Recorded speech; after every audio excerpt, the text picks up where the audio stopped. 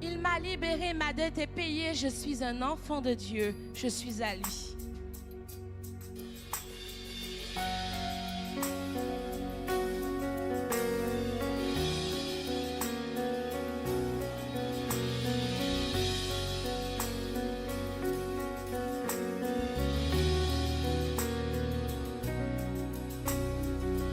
Qui suis-je pour que le roi des cieux m'ouvre ses bras?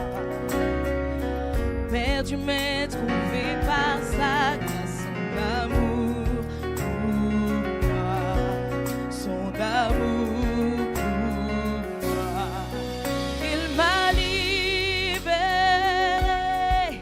ma dette est payée, je suis enfant de Dieu, je suis à lui. On continue, il m'a racheté. Il m'a racheté à la croix grâce à son sang. J'étais esclave du péché. J'étais esclave du péché, mais il m'a sauvé. Jésus m'a sauvé. Il m'a libéré.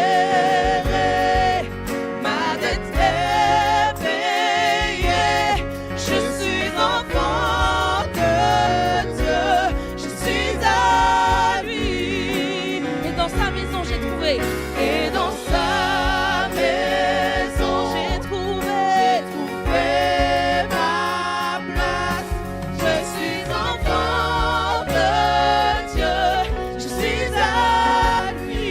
Je suis choisi, oh, je suis choisi et affranchi. En toi je sais qui je suis. Tu es pour moi, pas contre moi. En toi je sais qui je suis. Je suis choisi et affranchi. En toi je sais qui je suis. Tu es pour moi, pas contre moi. En toi je sais qui je suis. En toi, oui, en toi je sais qui je suis. Oui, en toi je sais qui je suis. Levons les mains vers Dieu, il m'a libéré. Il m'a libéré. Ma dette est payée. Je suis enfant de Dieu. Je suis à lui. Et dans sa maison, et dans sa maison, j'ai trouvé ma place. Je suis enfant de Dieu. Je suis à lui. Alléluia.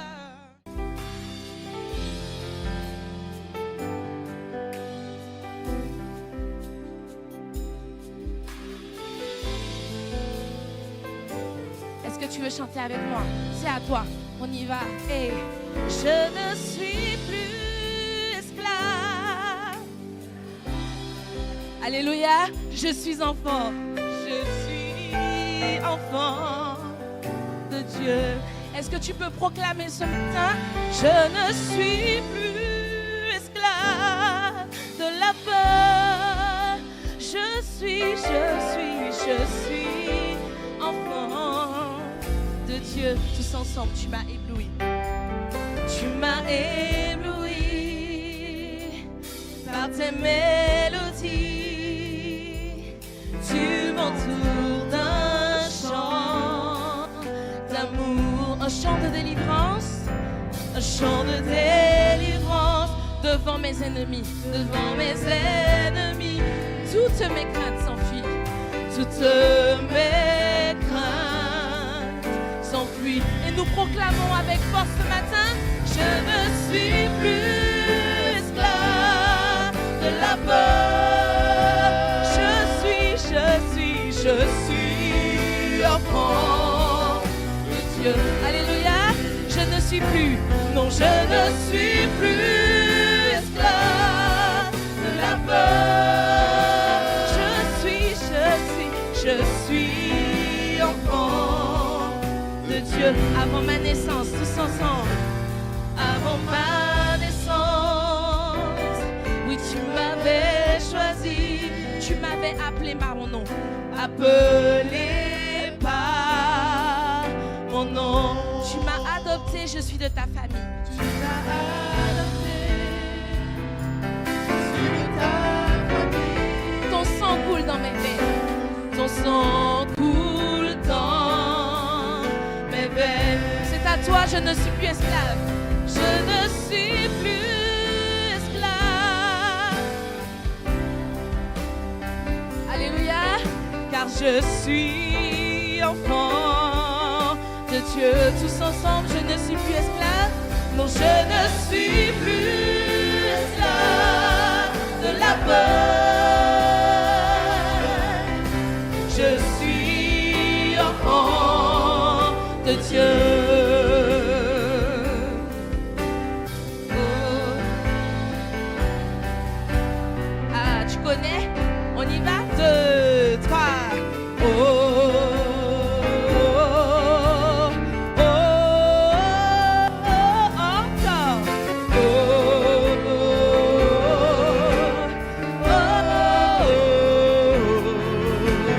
oh, oh.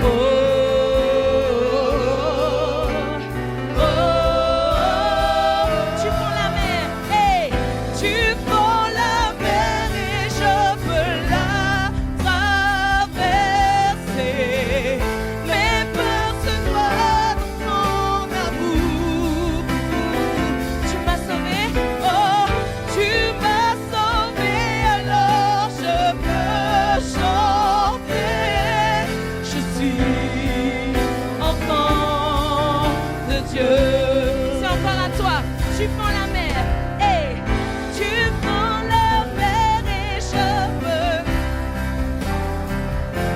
Mes peurs se noient, mes peurs se noient au fond. Alléluia, tu m'as sauvé ensemble. Tu m'as sauvé, alors je peux chanter. Je suis enfant de Dieu. C'est à toi. Hey, je ne suis plus esclave. Nous proclamons par le nom de Jésus, je suis enfant de Dieu. Je n'ai plus peur de rien car il est avec moi. Je ne suis plus.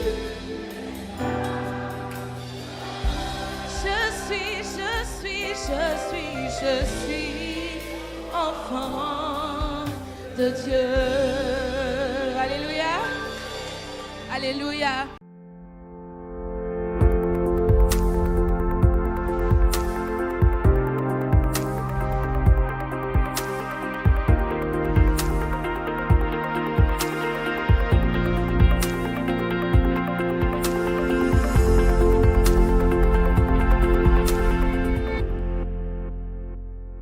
Bienvenue, c'est un véritable plaisir pour nous de vous accueillir au sein de notre émission Autrement dit. Et nous accueillons également avec nous aujourd'hui Patrick et Naïs, à qui nous souhaitons la bienvenue et qui nous aideront à partager, à échanger sur le texte biblique. Nous progressons dans le parcours des enfants d'Israël tout de suite après l'Exode et nous invitons chacun d'entre nous à lire les textes notamment de Josué 3 et de Josué 4 sur le thème justement des mémoriaux de la grâce. Alors, est-ce que l'homme a véritablement besoin de notes, de rappels pour pouvoir vivre ? Il semblerait que oui, parce qu'aujourd'hui, quand on regarde, nous avons beaucoup de dates dans le calendrier qui nous parlent de la commémoration, soit de la Deuxième Guerre, soit de la réussite. Mais pour qu'on puisse se souvenir de choses, il y a toujours quelque chose. Il semblerait que l'homme en ait réellement besoin. Alors, le cerveau ne suffit pas. Il faut noter pour pouvoir s'en rappeler. Alors, on peut garder dans son cerveau. On peut écrire. L'essentiel, c'est que le fait qui doit être préservé ne s'éloigne pas, ne s'évapore pas avec le temps. Parce que les faits ont un sens, ont une signification, véhiculent une histoire, des valeurs, quelque chose qui doit rester. Donc, d'une manière ou d'une autre, c'est pourquoi on a préservé dans le texte biblique les récits des actes passés de Dieu. Et aujourd'hui, nous pouvons les lire. Nous les gardons en mémoire, L'idée, c'est qu'ils ne disparaissent pas et qu'ils deviennent l'élément constituant de notre cheminement avec Dieu. Merci Patrick, merci Naïs pour ces premiers éclairages. Et nous allons tout de suite nous plonger au cœur du texte afin d'en tirer la substance.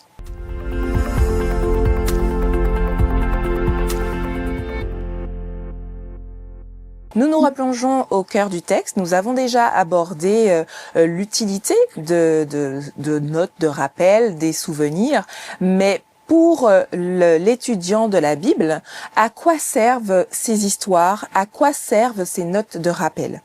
Alors, ces histoires, en général, sont racontées où des fêtes sont célébrées pour qu'on s'en souvienne, et deuxième, que ça puisse nous enseigner quelque chose. Nous sommes des êtres humains, souvent sujets à l'oubli.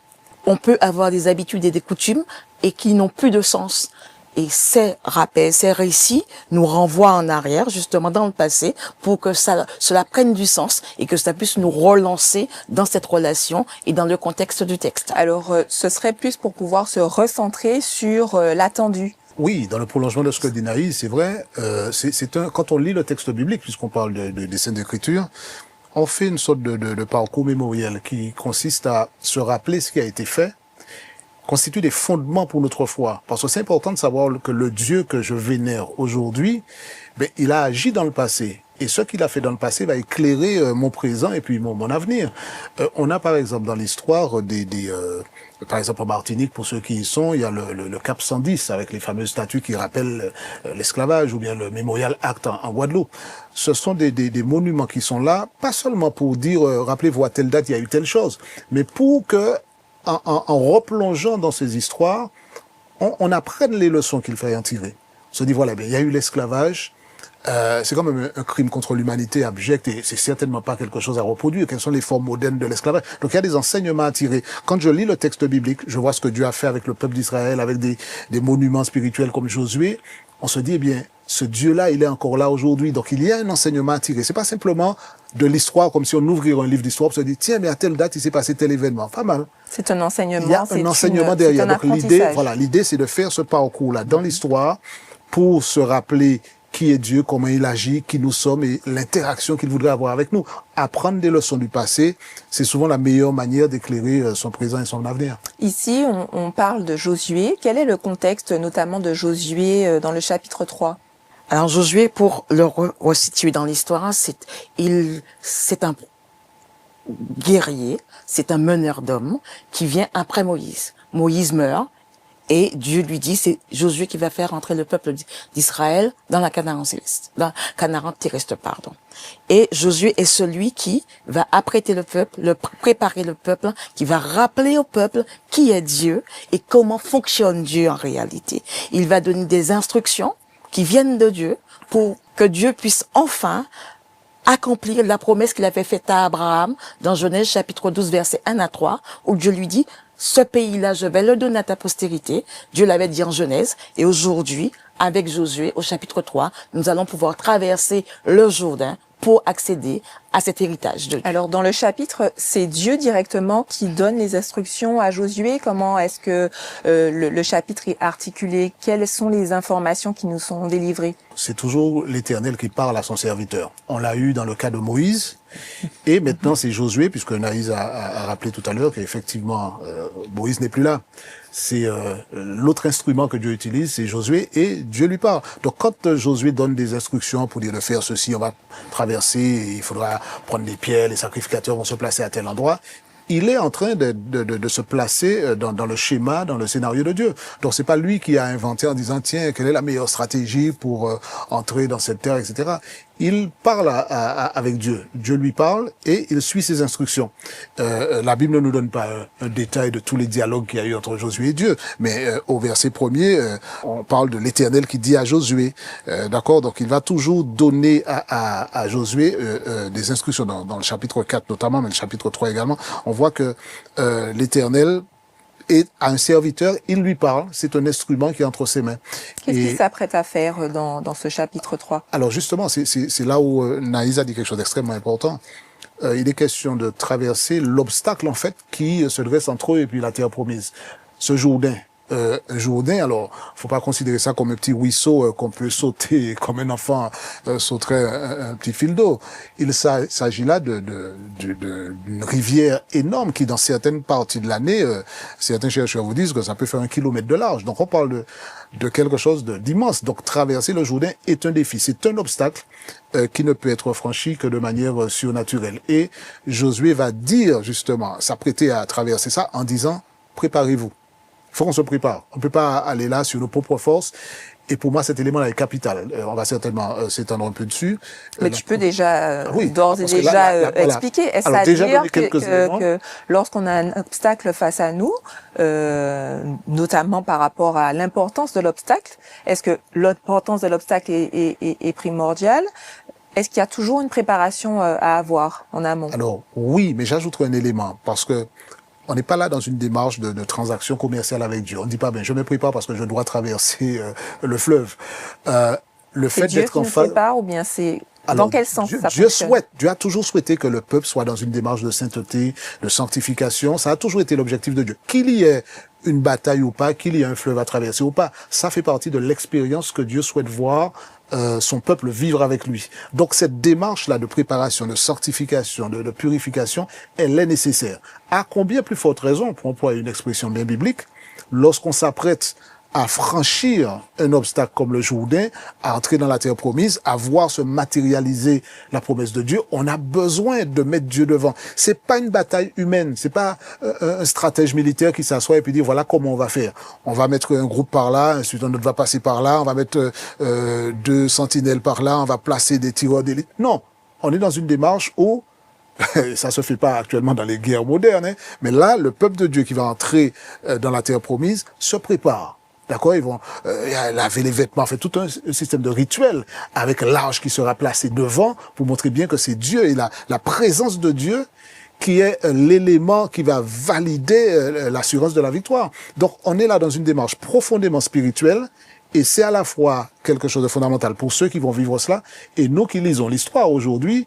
Ce serait vraiment dommage pour nous de ne pas comprendre l'importance de cette connexion avec Dieu, surtout lorsque nous affrontons des obstacles insurmontables. Par rapport à ce que tu dis, est-ce qu'il y a un lien justement par rapport à ce que tu dis sur la présence de Dieu, sur la préparation, entre les descriptions par rapport à la sanctification, par rapport à l'arche?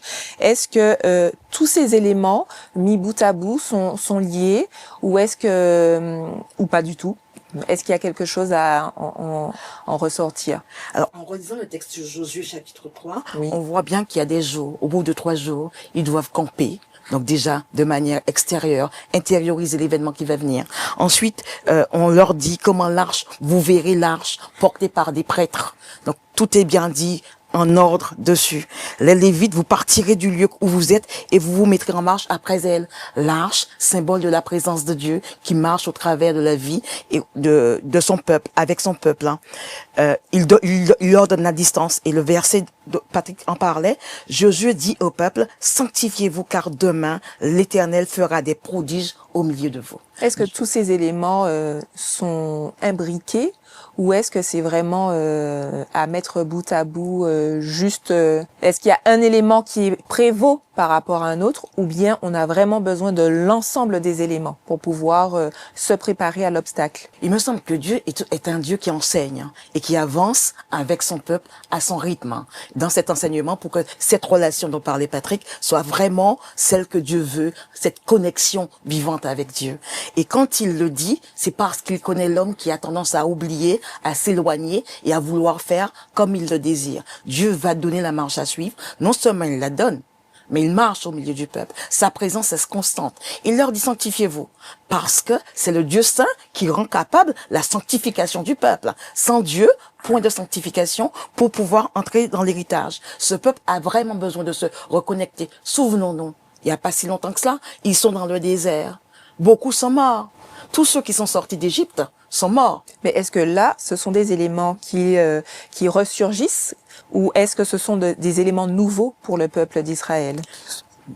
C'est pas nouveau parce qu'en fait ils ont l'habitude de pratiquer. Est-ce que ce sont des choses non. Alors le peuple, auxquelles... faut bien comprendre le contexte. Le peuple d'Israël s'est retrouvé en esclavage en Égypte pendant des siècles. il y a eu une sorte d'abrutissement spirituel qui fait que le peuple a besoin de voir sa foi remise à flot. Et ils sont encore en apprentissage. Et c'est pas étonnant qu'on se rende compte, on comprend pas toujours leur fonctionnement. Donc, Dieu est en train de leur enseigner. Mais c'est pas des choses qui sont nouvelles dans le sens où c'est le peuple de Dieu. Ils se sont retrouvés en esclavage, mais le Dieu d'Israël a toujours été avec son peuple, même si le peuple s'est retrouvé esclave et quelque part avait perdu un petit peu la notion d'adoration du vrai Dieu selon les plans. Donc Dieu est en train de refaire le travail qu'il a fait avec Moïse à un certain moment dans le désert, il a refait avec le peuple, et quand il leur demande de se sanctifier, alors bien sûr, il peut leur donner des méthodes nouvelles. Il y a des choses qui n'existaient pas. Il n'y avait pas d'arche avant une certaine période, avant l'Exode, il n'y avait pas d'arche. Mais Dieu utilise des moyens pédagogiques pour pouvoir enseigner à son peuple quelque chose. Mais la notion même d'un Dieu saint qui demande qu'on soit saint n'est pas quelque chose qui apparaît là, juste devant le Jourdain. Donc déjà, ils étaient dans une dynamique où il fallait faire appel à leurs souvenirs, à leur mémoire. Voilà. Est-ce qu'ils le faisaient avec pleine conscience de l'obstacle à venir? Je pense que cette question-là demande une réponse à deux niveaux. Je pense que le peuple voit simplement avec les yeux humains un fleuve qu'il faut traverser. D'accord? Donc, comment on va faire? Donc là, c'est primaire. D'accord? On se dit, mais qu'est-ce qu'on va faire? Ils ne sont peut-être pas encore totalement conscients. Parce que c'est un cheminement. Pour faire un petit saut rapide dans le Nouveau Testament, il y a des disciples qui ont marché avec Jésus pendant des années, et puis ils n'avaient toujours pas compris, jusqu'au moment de la crucifixion, et voilà, ils se posent encore des questions. Et c'est un cheminement qui amène à comprendre. Donc quand ils sont devant l'obstacle, ils n'ont pas encore forcément compris comment Dieu veut agir, le pourquoi de l'arche de vent, de la sanctification nécessaire. Donc tout ça, c'est quelque chose qui est en train de prendre forme et d'éveiller la conscience spirituelle du peuple. Et je pense que, comme on disait tout à l'heure, l'amnésie spirituelle, c'est une maladie grave. Et quand on oublie qui est Dieu, sa grandeur, etc., on se retrouve à voir avec que des yeux humains, et on oublie que à travers un obstacle qui se dresse, c'est Dieu qui veut simplement dire, écoutez, l'idée n'est pas simplement de traverser le fleuve. L'idée, c'est de voir qui je suis. Un Dieu qui vous aime tellement que même un fleuve comme ça ne peut pas l'empêcher d'accomplir sa promesse qu'il vous a faite. Et c'est ces leçons-là que le peuple a eu des années à apprendre pendant ces pérégrinations. Et je pense que la traversée du Jourdain, avec la préparation qui a eu en prélude, est quelque chose d'extraordinaire. Et surtout, ce que Dieu veut montrer, c'est que à travers ça, il y a des choses pour vous et même pour ceux qui viendront. Ça va devenir un mémorial quelque part. Je trouve ça extraordinaire. Par rapport à la sanctification, ça m'évoque l'idée qu'on avait évoquée également dans l'étude précédente sur l'Exode, notamment sur les idées de se souvenir, souviens-toi du jour du repos, la sanctification également. Est-ce que là aussi il y a toute une préparation, Patrick, tu le disais, est-ce que cette préparation aide justement au cheminement du peuple d'Israël? Est-ce que aussi on peut lier, en fait j'ai deux questions en même temps, est-ce qu'on peut lier cette préparation au cheminement du peuple d'Israël et est-ce qu'on peut relier également tout ce dont on parlait durant l'Exode, souviens-toi du jour de repos, pour le sanctifier puisqu'on aborde les mêmes sujets? Les mêmes sujets. Donc en fait, cette sanctification, dans cet apprentissage, Dieu va aller pas à pas. Quand il va demander de sanctifier, on l'a vu en Exode, il va demander de laver les vêtements. Donc il va y avoir une préparation extérieure. Ensuite, il va y avoir une préparation intérieure pour conscientiser où on est et qui est présent parmi nous. Le texte, si on y revient, dit « Car demain, l'Éternel fera des prodiges, donc des miracles au milieu de vous. » Pour qu'il puisse supporter cela, il faut qu'il soit préparé. Parce que voir un Jourdain, un mètre, s'arrêter, faire une masse et que nous puissions le traverser à pied sec, si on ne croit pas et qu'on n'a pas la foi que c'est le Dieu qui a créé le ciel et la terre qui le fait, on est prêt à partir en arrière. Aujourd'hui, on le regarde tranquillement, mais je m'imagine là, avec de l'eau qui est arrêtée, toute cette masse, cette population qui traverse à pied sec, parce que Dieu dit, je vais faire un miracle pour que vous soyez conscients que c'est moi qui fais. C'est une bataille spirituelle. C'est le Dieu qui est présent, celui que vous avez oublié ou que vous ne connaissez plus. Je veux que vous le redécouvrirez. Et d'autres versions vont dire pas des prodiges, pas des miracles, mais des merveilles. Dieu émerveille son peuple en agissant de cette façon pour que son peuple puisse commencer, on va le dire comme ça, l'apprentissage, commencer à s'attacher à ses pas. C'est un Dieu qui est prévenant, prévoyant, qui sait qui il est, mais qui va marcher et cheminer avec l'homme jusqu'à ce que la révélation de Dieu soit complète et parfaite dans l'homme. Dieu accomplit donc des merveilles. Et que se passe-t-il une fois que le peuple a traversé le Jourdain? Alors, dans le texte, quand il commence à traverser le Jourdain, en tournant un Est-ce que peu... là aussi, il y a des éléments qui font appel aux souvenirs, qui font appel au retour aux fondamentaux? Dans son éducation pour le peuple, et Abraham l'a beaucoup pratiqué. Chaque fois qu'il a été émerveillé par Dieu quelque part dans son parcours, il a monté un autel. Et là, Dieu va dire, choisissez 12 hommes de chaque tribu, et ils vont ramasser des pierres qu'ils vont mettre sur leurs épaules. Le texte le précise? Le précise. Ils vont prendre les pierres, les déposer sur leurs épaules, et ensuite, quand ils sortiront, quand tout le peuple sera passé, ils vont faire un monument, un souvenir, quelque chose qui va leur rappeler que c'est Dieu qui leur a permis de traverser les obstacles et les temps, d'entrer en possession du royaume avec son aide. Finalement, quel est l'enjeu du peuple d'Israël depuis la sortie d'Égypte? À la fois par la préparation, mais aussi par ce monument qu'ils ont érigé en sortie du Jourdain. C'est à la fois Dieu connaît son peuple, il nous connaît. Et il sait l'importance qu'il y a d'avoir ces marqueurs là mémoriels. Donc lorsque, je reprends ce que disait Naïs, hein, les 12 pierres qui sont prises, parce que la séquence elle est belle parce que les sacrificateurs avancent, touchent l'eau du Jourdain avec leurs pieds, il y a le miracle qui se produit, la séparation des eaux. Ensuite, ils sont au milieu du fleuve lorsque le peuple passe. Puis ensuite, il y a les pierres qui doivent être prises pour faire le monument. Cette notion-là de marquer ça par un monument est extrêmement importante. Parce que Dieu veut que ça reste dans... C'est à la fois un signe, c'est-à-dire une manière. Faut pas oublier qu'un signe, c'est quelque chose qui est là pour authentifier un acte. Donc, c'est une manière de dire que c'est vrai, c'est pas une légende. Dieu a effectivement ouvert le Jourdain, a permis à son peuple de passer à pied sec, et ces preuves-là sont là pour authentifier cela. Mais c'est pas seulement un signe pour authentifier, c'est aussi un mémorial pour que ceux qui viendront après, et même ceux qui ont vécu l'expérience, non seulement se rappellent, c'est pas simplement de la mnémotechnique, hein, c'est simplement une manière de dire, parce que ce peuple-là a vécu ça. Il y avait la mer Rouge avant, faut pas oublier.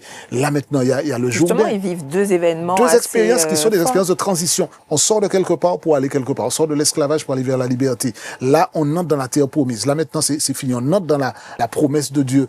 Et quelque part, ces pierres-là, alors il y a eu deux séries de pierres, hein. Il y a les pierres aussi que Josué lui-même va placer au milieu du fleuve, et puis il y a les pierres qui seront là et que les générations suivantes ont certainement vu. Les monuments, ils avaient deux significations différentes? Non, on est toujours dans la célébration et dans le mémorial pour dire voilà, Dieu a fait et je marque cela. Je marque ça parce que moi j'ai besoin de m'en souvenir, l'être humain est tellement oublieux, et les générations après ont besoin de savoir que oui c'était vrai, ce qu'on va leur transmettre oralement ou par écrit. C'est vrai, l'histoire s'est bien déroulée, et ça signifie que jamais nous ne devrions oublier ce Dieu-là et abandonner notre allégeance à un Dieu qui a fait de si grandes choses. L'histoire nous montre que ça a parfois été un vœu pieux parce que le peuple n'a pas suivi, mais l'idée d'avoir ce mémorial-là, je répète ce que je disais tout à l'heure, quand on va en Guadeloupe et qu'on voit le mémorial Acte, ou bien quand on va au Diamant, Cap 110, etc., ou d'autres éléments, on se dit effectivement, avant moi, il y a des gens qui étaient dans les fers, dans les chaînes, ça doit m'amener à réfléchir sur la manière dont j'agis avec mon prochain. Le peuple, et nous par extension, il doit se demander, est-ce que Dieu ayant fait tout ça de choses, quel rapport j'ai avec Dieu?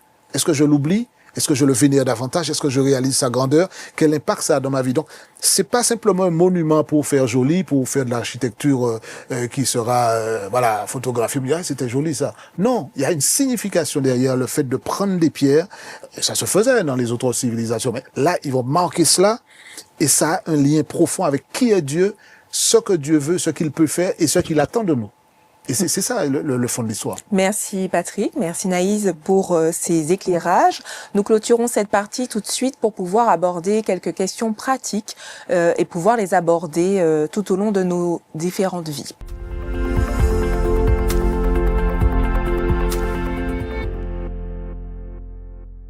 nous l'avons vu au préalable, ils avaient un obstacle, mais c'était un obstacle tangible, c'était un obstacle qu'ils pouvaient toucher du bout des doigts. Est-ce que dans nos vies, on a beaucoup de situations différentes? Est-ce que dans nos vies, on a besoin d'une préparation pour pouvoir affronter les choses? J'ai envie d'inverser ta question.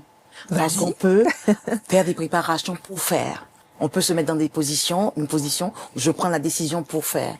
Alors, or, dans ce texte-là, on voit toujours que c'est Dieu qui initie l'action et qui donne l'ordre de faire. Alors, je te repose une question. Comment réussir à entendre que Dieu nous donne des conseils pour pouvoir nous préparer face à une situation? Alors, on a déjà la Bible. Hein. La Bible, Patrick le disait très bien, hein, de toute façon. Il disait que c'est tous les récits qui y sont vont nous interroger pour qu'on puisse se poser dans une situation. Est-ce que ça a été fait avant? Le souvenir de qui l'a fait, comment il l'a fait, ça peut me rassurer dans un premier temps. Et dans ma vie quotidienne, quand je vois qu'un Dieu aussi fort, un Dieu souverain peut faire cela, donc quand je traverse des obstacles, des difficultés, ou quand même des fois j'ai envie de dire que la vie, ou je peux avoir envie de dire que la vie n'en vaut pas la peine, je me souviens que ce Dieu-là s'est tenu à côté de son peuple, s'est tenu au milieu de son peuple et l'a émerveillé. Alors donc, ça peut être notre expérience personnelle, mais si justement on a une expérience personnelle aussi forte, comment la transmettre à quelqu'un qui ne croirait pas forcément, et comment réussir à faire comprendre à l'autre, à notre entourage, que nous avons vécu quelque chose d'extraordinaire, nous avons vécu les merveilles de Dieu. Comment est-ce que c'est possible de retraduire notre expérience à ceux qui nous entourent? Je pense qu'on veut dire qu'il faudrait des pierres. Justement, alors quelles sont les pierres qui pourraient être utilisées? Quels signes? Alors, je pense que il y a un langage qui est bien plus fort que le discours traditionnel. Je peux, effectivement, tu parles des gens qui ne croient pas, je peux passer des heures à discourir devant quelqu'un, à lui donner des arguments, et cette personne demeure dans son doute. Mais si, dans ma vie, il y a un autel qui est dressé, si mon cœur, c'est la demeure de ce Dieu-là, parce que je l'ai accueilli, parce que j'ai relu mon histoire, et mon histoire a éclairé mon identité, qui je suis et mon parcours, quelque part, je serai l'incarnation de la volonté de Dieu pour ma vie. Ça va se voir alors, et parce les que autres, le signe... effectivement, mais c'est ça justement. Le signe, c'est vrai que quand je dis que Dieu est puissant, qu'il est fort, et que les gens verront que l'homme que j'étais, qui injuriait, qui faisait tout et n'importe quoi, a été transformé de manière radicale par un Dieu que j'annonce comme étant puissant au point d'ouvrir la mer Rouge, de séparer les eaux du Jourdain et de me faire aussi, comme le peuple à l'époque, une transition entre qui j'étais et la meilleure version de moi-même que Dieu voudrait que je sois. Eh bien, les gens devront le voir à travers mon témoignage et dire, mais ton témoignage parle plus fort que tous les discours que tu pourrais tenir. Alors, bien entendu, vous pouvez faire venir Jésus du ciel devant certaines personnes, elles choisiront de ne pas croire. Il y a cette liberté-là que Dieu accorde à l'homme. Est-ce que nous sommes véritablement enclins à persuader?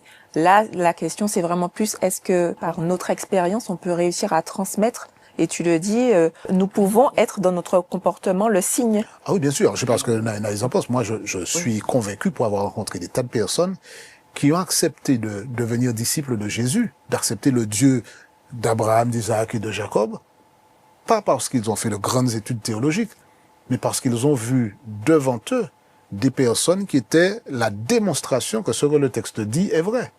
Et je pense qu'on peut être des ambassadeurs qui peuvent amener, non pas à coup d'arguments ou à coup de bâton, qui que ce soit, à devenir disciples de ce Dieu-là, mais en leur montrant par nos vies, entre autres, que nous avons rencontré ce Dieu-là et que le miracle qu'il a fait en ouvrant le fleuve, eh bien, il le fait aussi à sa manière dans ma vie pour me transformer en véritable disciple. Et la force de conviction qu'il y a dans un témoignage personnel est simplement phénoménale. Merci Patrick, merci Naïs pour toutes vos réponses. Nous vous donnons rendez-vous à un prochain numéro d'Autrement dit. D'ici là, vous pouvez partager cette émission autour de vous, liker la page et vous abonner. À bientôt.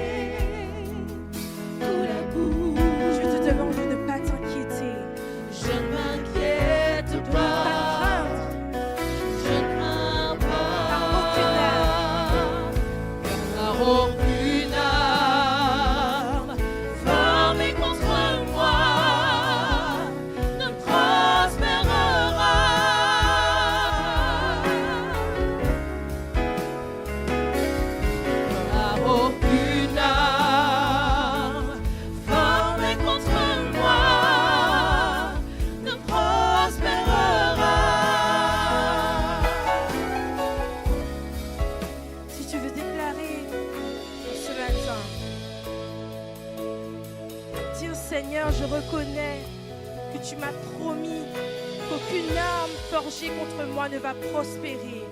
Si tu veux dire à ton Dieu en ce matin, Seigneur, je veux croire en tes promesses. Seigneur, je veux m'appuyer sur toi. Seigneur, même si je fais face à des choses compliquées dans ma vie, même si j'ai l'impression que je suis au plus bas, je veux te faire confiance. Je veux que tu puisses être mon défenseur contre le mal. Je t'invite à te lever en ce matin. Et alors qu'une prière de consécration sera élevée vers Dieu, nous allons reprendre ce refrain. Car aucune arme formée contre toi ne prospérera. Car aucune arme formée contre moi ne prospérera. J'invite le pasteur Johnson à s'approcher. Non, aucune arme formée contre moi ne prospérera. Chante-le. Non, aucune arme formée contre moi ne prospérera. Je t'invite à reprendre. Aucune arme. On y va. Aucune arme formée contre moi ne prospérera. Déclare-le avec force. Aucune arme formée contre toi Aucune arme formée contre moi ne prospérera. encore une fois, aucune arme. Aucune arme formée contre moi ne prospérera. Une dernière fois, dis-le avec force. Car aucune arme. Aucune arme formée contre moi ne prospérera.